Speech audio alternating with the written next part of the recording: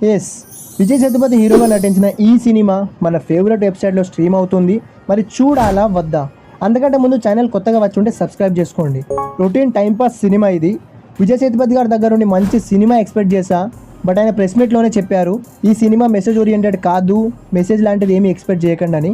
It's a normal film, comedy crime action thriller అని చెప్పారు.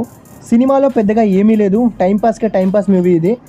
ఇక స్టోరీ విషయానికి వస్తే, అప్పుడే జైల్లో నుండి బయటకు వచ్చిన హీరో కొత్త లైఫ్ ప్రారంభించడానికి మలేషియా వెళ్తాడు. అక్కడ యోగిబాబు కలుస్తాడు.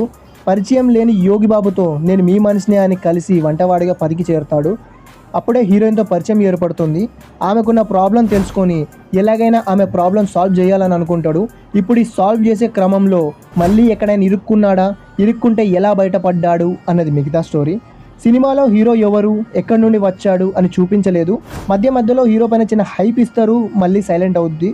హీరో క్యారెక్టర్ మంచిగా డెవలప్ చేసి ఉంటే బాగుండు అనిపించింది. సినిమా స్టార్ట్ అయినప్పటి నుండి ల్యాగ్గా అనిపిస్తుంది. సెకండ్ హాఫ్లో చివరి 40 minutes మంచిగా ఎంగేజింగ్గా ఉంది.